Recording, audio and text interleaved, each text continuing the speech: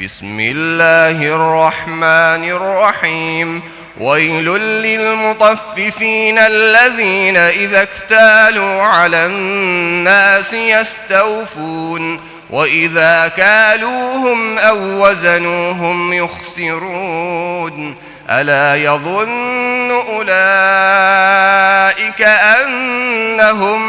مبعوثون ليوم عظيم يوم يقوم الناس لرب العالمين. كلا إن كتاب الفجار لفي سجين وما أدراك ما سجين كتاب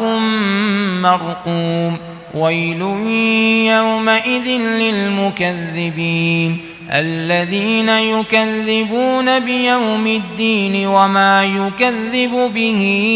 إلا كل معتد أثيم إذا تتلى عليه آياتنا قال أساطير الأولين كلا بل ران على قلوبهم ما كانوا يكسبون كلا إنهم عن ربهم يومئذ لمحجوبون ثم إنهم لصالو الجحيم ثم يقال هذا الذي كنتم به تكذبون كلا إن كتاب الأبرار لفي عليين وما أدراك ما عليون كتاب مرقوم يشهده المقربون إن الأبرار لفي نعيم على الأرائك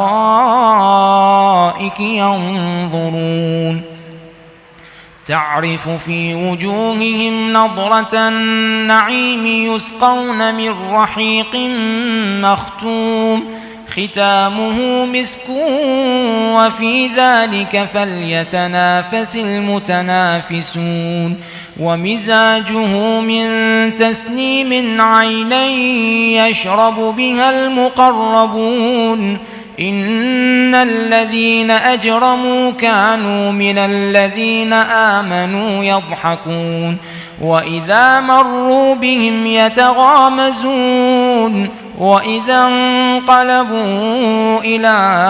أهلهم انقلبوا فكهين وإذا رأوهم قالوا إن هؤلاء